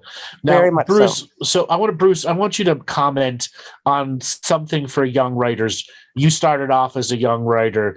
You had, you were kicked out when you were 16, and you had to put yourself, claw and kick and get yourself into that writing state, and eventually, graduated for your degree as a reporter. Yeah, so writing is a wonderful way to reconstitute yourself if you're coming from a difficult background. Now, that's no commentary on your home, but for whatever reason, he prefers his inner world to the outer world. I was very much the same. Mind you, I had already started formal spiritual practice at 17, turning 18. So I started meditating, and a meditation instructor said you should keep a journal of your dreams and whatever you see in meditation. And that's literally how I started writing at 18. But here's a little tip. Try to write at the same time every day. It's also, they do the same thing when you get a meditation initiation. They tell you, try to do your meditation at the same time every day, 4:30 in the morning or whatever. The same applies to writing. And the person that emerges in that writer space will come through his skin as a personality in his 20s, and that will be the new him. It's a chrysalis. It's a pupation, caterpillar to butterfly. Yeah, he had good for him. The writer's block was so intense that I hired, I tried to create sessions, where people could sort of help move any energy that was there, and big, wonderful spiritual things happened, but it didn't move his block. Because he lost confidence in his world. Yeah. So he lost. That's again that extreme doubt and hesitation. Okay, he doubted anyone would ever read anything he ever created. Now, do you regularly read his material? I have encouraged to have him make audios, because when I hear him read it and he reads it. You read it. Yeah, to sit and read it, it is too intense for me to sit and read, because it's like war scenes, and it's get over it. Get over it. If he's trying to share you these stories, you have to come from the world building experience, and that he's writing a story. So if you truly want to help him, get over the story content.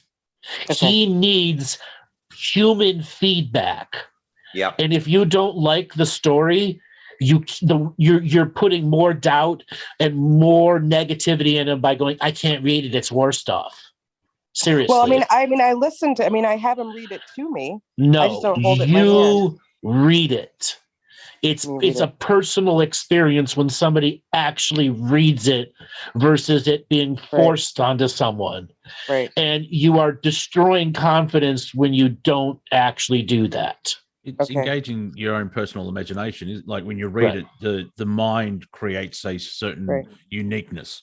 I mean, if he's reading it to him, it's the lens is coming through him instead of even like, you know, you're holding it and then your imagination kicks in, and your unique imagination would create the world. I mean, he has a whole Catherine, if I can pipe in as a parent as well. I've got 5 kids. If you haven't met me before, I've got 5 kids. Do you want one? No, and Jesus. And I've got an incredible household of creatives. I've got extraordinarily talented musicians, songwriters, all sorts of stuff, incredible writers and everything. One of my young adult daughters, she's 19, is an incredible writer. And she is one person, her prime communication is dream space. Every night, she has the most exceptional communication come through it. Every day, I have to hear about it. And there goes the parent thing. You heard the have to, right? And let's just be really honest, it gets fatiguing having to actually listen or read or every day their work. So I actually get the parental fatigue as well, particularly when they're off game, like this is at the moment for you. But the fact that, I'm going to be really honest, I'm just one human person. I'm a sole parent, and I have been for a long time. So I get super fatigued, right? Because I'm playing all roles for all of my kids. But there are days when I can't help but go, oh, that sucked. Like my face shows it. I've not got a poker face at all.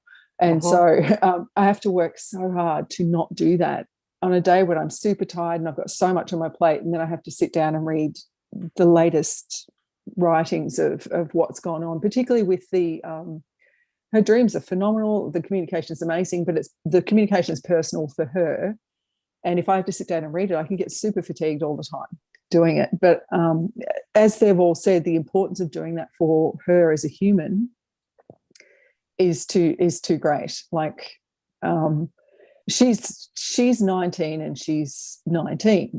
She's a girl and she's 19. So if I react in any way to it, it's always a negative thing, right? I always get the full on from, you can imagine. But the time that I spend doing it is where the money is.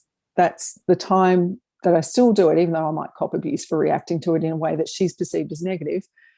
Still, it's the time that's rebuilding her confidence in self. Exactly. Yeah. And what if he's the next Stephen King? Oh, God, I hope not. Okay.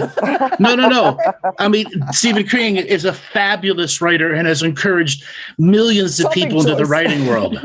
Yep. Okay, again, as a writer, not as a person. Mel, not as a writer. As a writer. Yeah. Okay, what if he's the next Stephen King? Yeah, no, I think the thing that stands out to me enormously right now is thank you for calling out where I didn't even realize how much I had a resistance to actually sitting with it out of my own fear of really kind of getting so pulled into it and almost not getting out, and the exhaustion factors there for sure. So I thank you for calling out the resistance. I also became vividly aware that his father, who I'm not with, also would get into projects and get lost in them, and that was what really ruined our marriage. And it was lost in the books and getting lost in the stories. And so I realized that that's actually showing me that wound is there and needs to get moved through. I will definitely do self-forgiveness work about this, because of course I can feel that contraction of sort of, shame and, oh, I should have done this, I should have leaned in more. And it really was supportive in every, in so many different ways, and, designed covers and, presented other, did so many other things. But the one thing I didn't do is actually sit and hold it and read it. And I will. Yeah. And I really will. It's actually physical. Parental guilt's always going to harass us, Catherine. We're in it together. Don't worry. He should also join Reddit groups, and they'll zero right in on the kind of fiction he's reading. It's fantastic. And he'll meet other people his own age, exactly like him. He'll realize he's not alone. Oh, I'm of this archetype of writer. And it's very liberating. It's very beautiful. Yeah. That's what he's on. He's on at least 2 different ones, and he has friends all around the world who contribute and help him organize the hierarchy of the they really do lineages. I mean, it's very complex and it's the same. It's the same thing I do with my story. So I'm very familiar. What kind of work schedule is he on? What are his hours? He has recently just downgraded, where before he was working almost 7 days a week. Like last week he did 4 doubles, so he barely had any time left, but he's just shifted, so now he's doing one job and he'll actually have his evenings off now for the first time. So is he like 11 to 7? He was doing like 8 to 3 and then 5 to 10. So what is his new schedule going to look like? His new schedule will be more like 8. Will be a little bit more like 8 to 5, 8 to 6. Somewhere. Okay, that's really an awful situation for a writer, which means he has to do his writing late night or on the weekends. So my first micro piece of advice is every week ask him to just print it out and go out and have dinner with him and read it over dinner, and just tell him, give me 10 pages at a time. That's great. Okay, 10 pages at a time, and over a meal he will open up to you. Okay, pizza, burgers, whatever. You read it while you're eating, while you're reading, and go back and forth and go, why did you do it like this? Or if it's a really horrible battle scene, you go, are you trying to do the horror of battle? What are you trying to get out of this? I may not like that, but if you're going to try to get to more writers, why don't you do something that's more like what H.P. Lovecraft does? Infer the violence, infer the evil at places.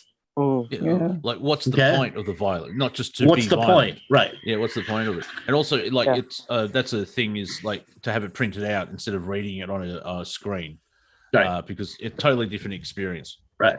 And like, let me tell you, I've written hundreds of battle scenes and horror scenes in my stories, and I did it for the horror effect of writing when I wrote it. And then I went back months and years later going, that was dumb. That was like 6 pages of describing the blood and the this and the that. And then as I got back into the character, there were unique moments where it was absolutely necessary. And that was the early Andrew writer coming out, foreshadowing the darkness that was to come for that character, the downfall of the good guy to becoming the bad guy.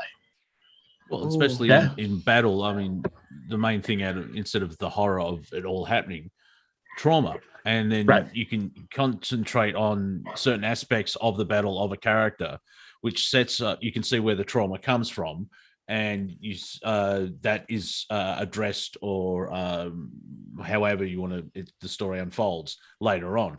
Like, I'm watching a TV show called Snowfall, and one of the characters is an ex-Vietnam veteran, and for whatever reason he ends up at a VA, a Veteran Affairs hospital, and sits in with like a Alcoholics Anonymous session, but it's not alcoholic. They're just talking about what vets. Vets. And it's like, it's it's the same thing even here in Australia, because Australians went to Vietnam as well. You can actually get comedy out of this stuff. I won't go into it, but there that war was such. Oh yeah, I can send you some stuff, Bruce. You'll like it. There's so much trauma, and I mean, it's been going on for 2,000 years. Like, the Romans had the same problem with troops coming home after war with the trauma and how it unfolds in their normal lives. Another thing. Go ahead.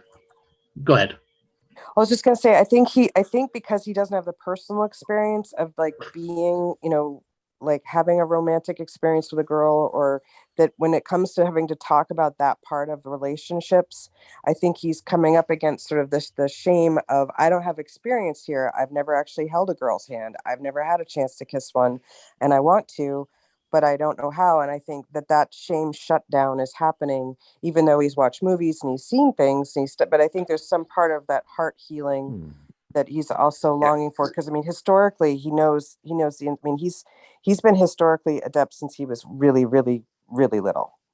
Fortunately, natural writers are introverts.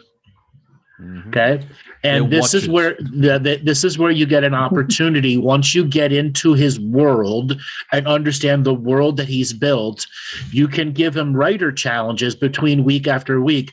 All right, can you write a love scene, not a sex scene? Okay, Okay, not a sex scene. And then have him write a sex scene. Yeah, I know as a mother and a kid reading the sex scene, but if it fits the world or not. Okay? Right. Because you it are a will mother, teach. so you've got your own experience. Yeah, right. And it will teach him the love scene of what real love is and what real relationships can feel like. And he'll know the good writing right away because it's going to be natural. And this is where you can begin to influence him on the very subtle level because you've invested into his world and are feeding confidence back to him. You get the next opportunity of helping him chart a greater course. Yeah. Hey, Catherine, have you got a pen there? Yes, as someone that's actually I was formerly in the military and I've seen some interesting action. And I can speak from experience when I say anyone that actually has gone into an actual physical battle zone on this planet, you don't talk about it from the front end. You always, if you write about it, it's always from the end result reflective. And so here's a couple of writing challenges you could throw at him, because I opened a chapter once by saying, talking about the injuries to my hands, talking about the bruises, wounds, scratches, cuts all over my hands and the ache of them.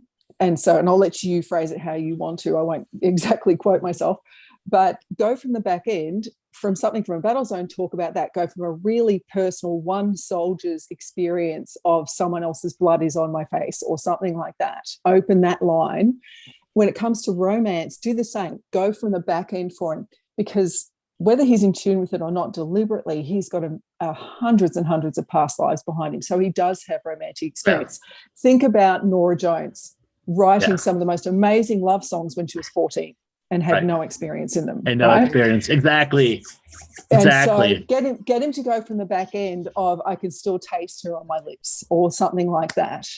And he will go back into it from how he has that taste still on his lips. And being creative that's the other fun part of creating a world, is like you're really in control of everything that happens. And literally. So it's so like, if it's past life, I was in World War One. I found out I was in World War Two, and like, I'm forgetting all that. World War One, I can remember. But you can still like, in my past life, I was in World War One, and then we had to go over the top, and I ran towards the machine guns and got killed. I was only at the front line for 8 days. Well, you're a writer. You could actually he's a writer, create a soldier that survives the entire 4 years and looks at the horror of everything. So you can take. You don't have to write the exact thing that happened in a past life. You can even now, actually, since I've got Andrew and Melissa here, and Bruce, let's be fair, everyone here, by writing that, it's a group. By writing, Monty, I'm here too. Just I just have to say something. All right, Bob, Bert, Robert, whatever your name is, and the cows. And that's freaking cows, yeah.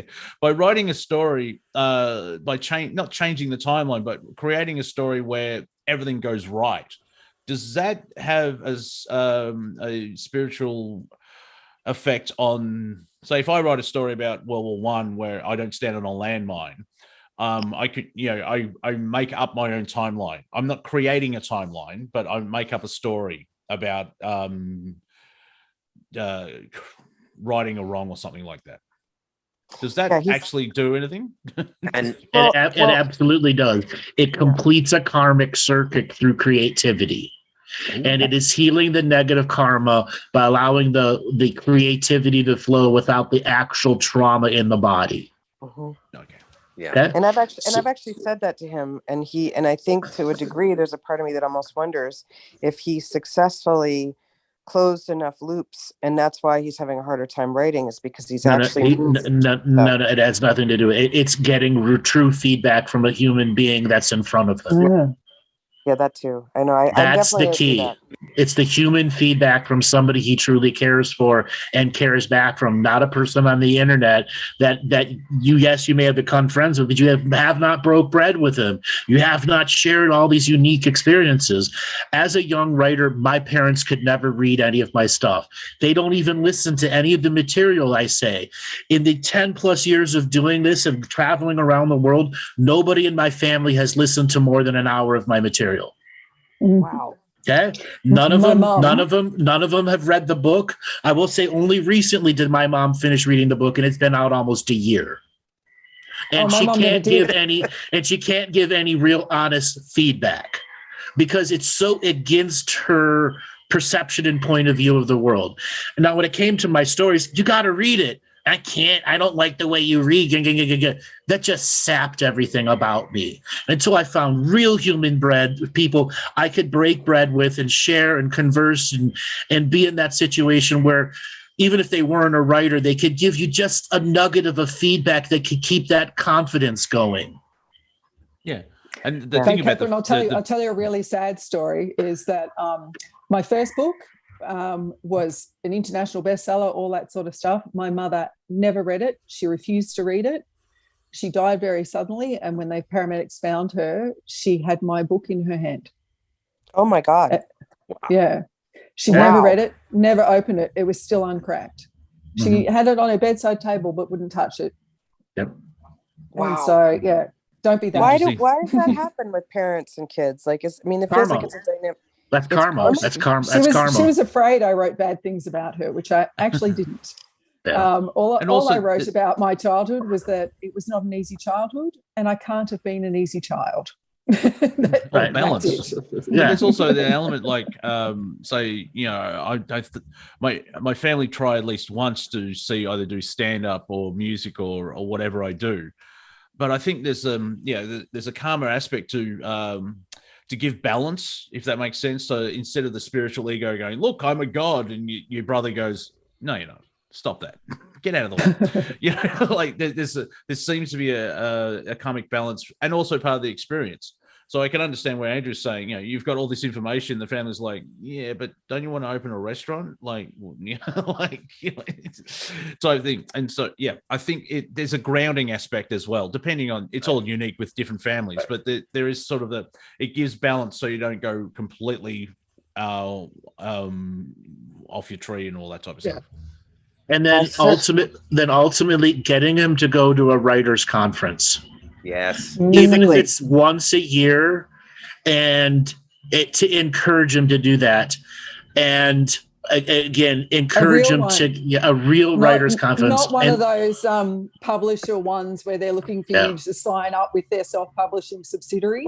Not one of those. All right. Send him to a real writers' conference where it's a creative pool. And they give you real feedback on your work. Yeah.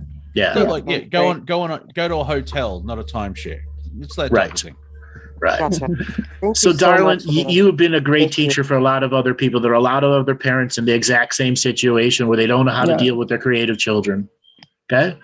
And just understand, he is in a phase right now. And again, writers are introverts. Remember that part. He doesn't have female experiences in this lifetime, but they will come through his past lifetime, just like Melissa said.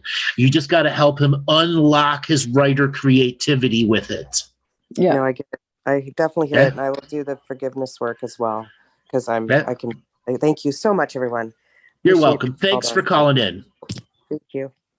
All right, Robert, you want to spin up the wheel of callers and see who is next? All righty, Fred Bond, you're next, Fred.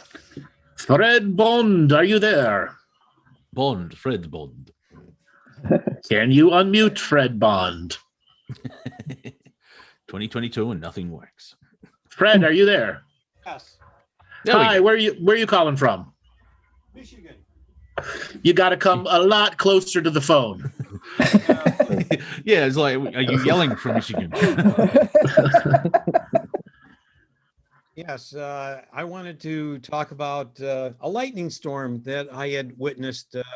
I think it was in 2019. It was one hell of a lightning storm. It was kind of reminded me of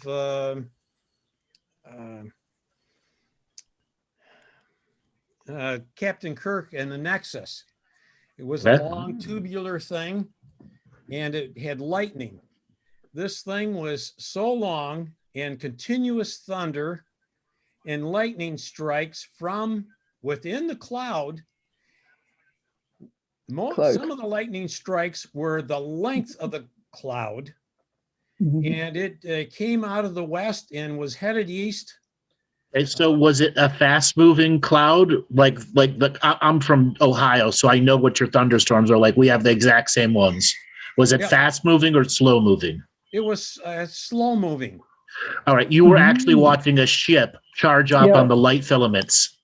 That was a ship in a cloaked position, entering the lightning stream and charging its dimensional batteries, and then going somewhere else in the universe. Wow. Yeah. And you I've got to never see seen it, Fred. anything like Yeah, that before. it happens over the Great Lakes all the time. You just have to know what you're looking for. Yeah, because none of the strikes went to ground. Right. The ship was attracting the strikes to it. Darn, no camera. Well, you got a memory, yeah. No, you got to set up a lightning camera, an outdoor camera that's waterproof. And whenever the lightning storms start, you just turn it on, and the next day go back and slowly review it. People have been doing this since the dawn of lightning, getting it on camera. To one gentleman, he happened to use multiple cameras so that he could get a faster, better replay. Yep. As well as ones that are sound sensitive, so the thunder hits before you see the lightning, or the lightning hits and the thunder comes. So there are ways of capturing lightning. You just got to enter the photography world of that people that experience lightning, and you'll see all the techniques are there. Like I said, if you just got a waterproof camera, you stick it on your roof, you point it up to a certain part of the sky, and you just let it run and run and run and run, and you go back and review it. And the more higher pixel the camera is, the more intense it'll be. It's about you setting up the camera in the right place. Is there an element of permission from the ship allowing to be seen by Fred? Not really, because once it enters the charging stream, the rules kind of don't really exist anymore. Yeah. Okay. So it's more luck. So lucky you. I'm just getting at. Cloaked, sometimes I appreciate he saw this. it. He The condition would be if it uncloaked for him. All right. Yeah, fair enough. Yeah. I appreciate this, and I thank you very much. You can go ahead and mute me back again. Thank you. Thanks for calling in. That was a fun question to answer. Yeah, it was more Friday than comedy, but hey, it can be Friday. Thank you. All right, Robert, spin up the wheel of callers and see who is next. Okay, Mitz, your signal to unmute. Mitz, are you there? Hello. Hello, where are you calling from? Hi. I'm calling from New York City. New York City. What do you think of the show so far? It was funny today, but I had to miss the front part of it because my earbuds ran out of batteries and I was getting food. But it was good. Okay, so what do you want to talk about today? Speaking of spaceships, I was just wondering. I took some little mushrooms on the day of the blood moon, and I thought I saw some almost like Christmas lights outside my apartment, but I couldn't see it through the trees. So I was just wondering if there was like a spaceship there or something funky. So was it on your peripheral vision first, or was it right straight you looking through the window and it was there? I was looking through the window, but it was through the tree. I have a big tree outside my apartment. But it wasn't coming through the leaves. Like the canopy was completely blocking it, but no. That was the mushroom speaking.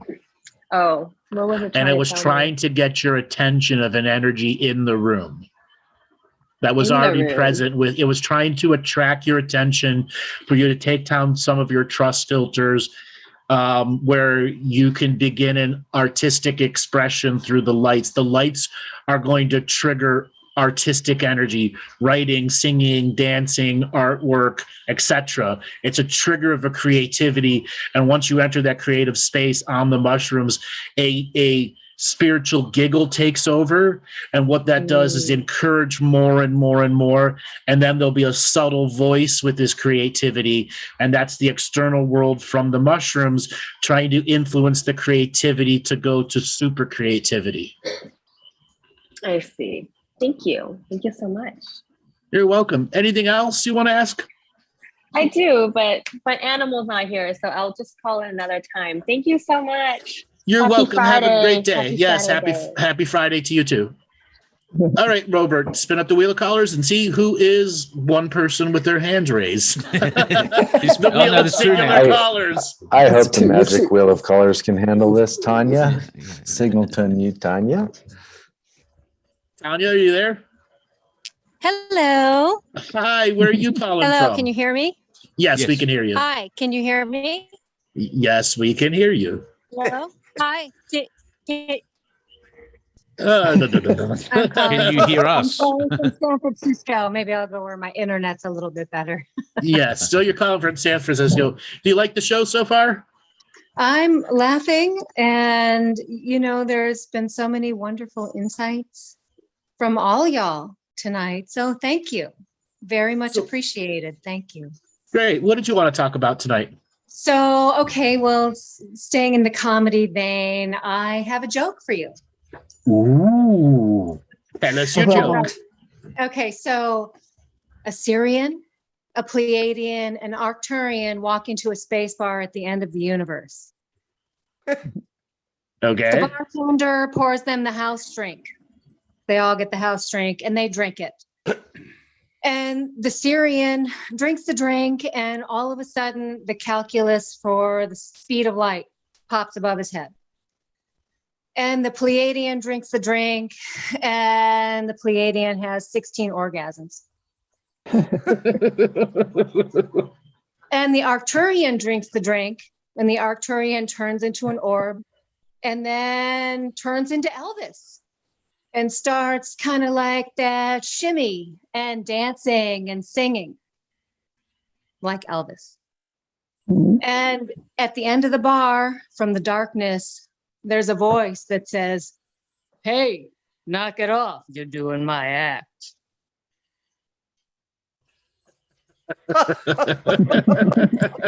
You're doing my act. Wah, wah, wah, wah, wah. Okay, I have another one for you. Go ahead.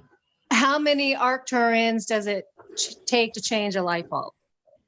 None. It's the light worker's job. Well, one. It's actually one, but he doesn't have to change. The Arcturian doesn't have to change the light bulb. They just turn into an orb and light the room. I was about to say they are the light bulb. It's actually how many.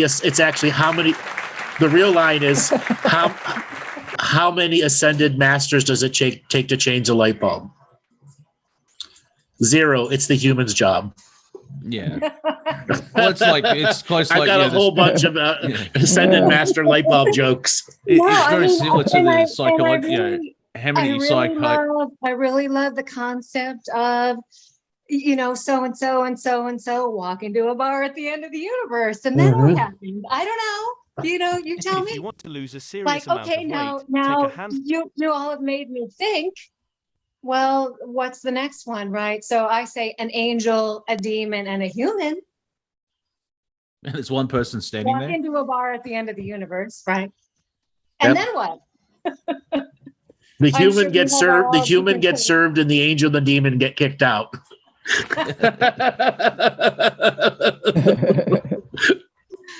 Except the human gets served by a guy dressed in a fox suit. Yeah, or a furry. Yeah, or something, I like it. It's a simple street gag, but I like the one of a rabbi, a priest, and an imam walk into a bar, and the barman says, "Is this some type of joke?" Yes, is this some type of that one? That one's always classic. Well, okay, so an Englishman and an Irishman and a Scotsman walk into a bar, and the bartender pours them the house beer, and the Englishman drinks it. Well, he realizes there's a fly in the bottom of the glass, and he says, "There's a fly in my glass." He takes it out, sends the beer back. The Irishman sees that there's a fly in his beer, and he drinks it. And then the Scotsman drinks his beer, takes the fly out of his mouth, and looks at him and says, "Spit it out, you wee shit."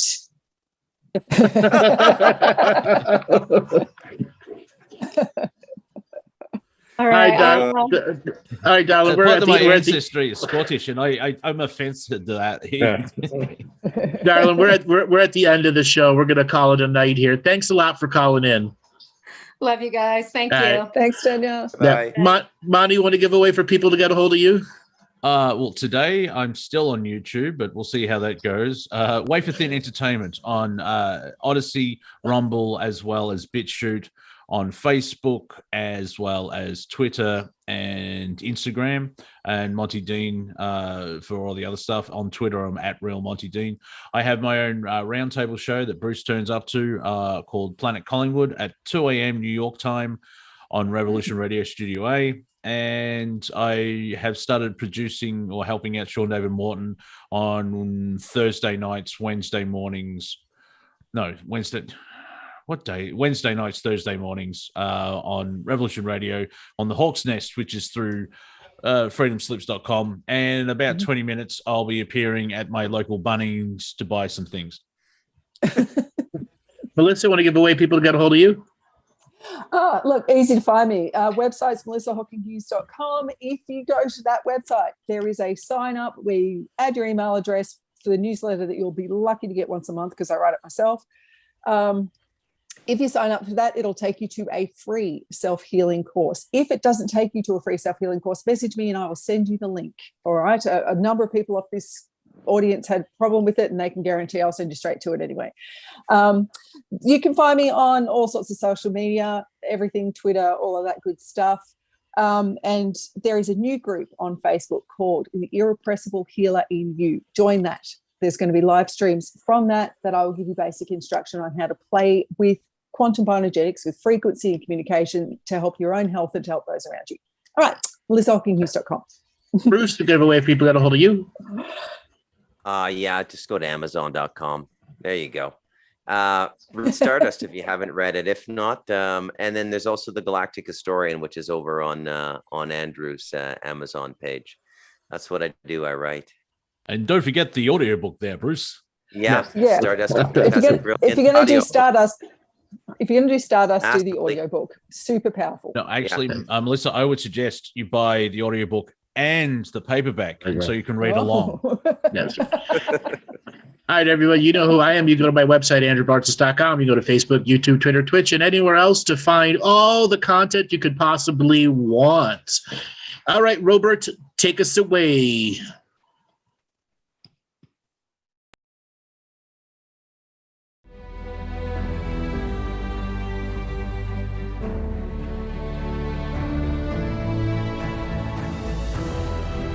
Each different bubble of reality is true. A galactic historian is a person that looks at all the lines of dramatic karma. Nudge, nudge, it's the holy grail. Improvise. Mysterious. It's counter psychic intelligence. Why is DNA farming of this star cluster so important? Because we do manifest our reality. We do create our reality.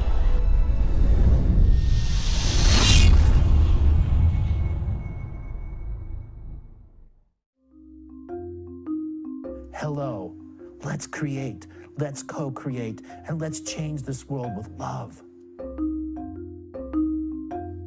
No matter if you're from Alpha Centauri or Earth, we all began with the same birthing process. We live in a limited point of view. Living the mystical life daily is about striving for the unlimited point of view. Each day, each human being gets an infinite amount of choices. Living the mystical life daily is about facing obstacles and challenges. The level of awareness that you are working at means you have a responsibility to be equal with it. How does one truly let go of expectation?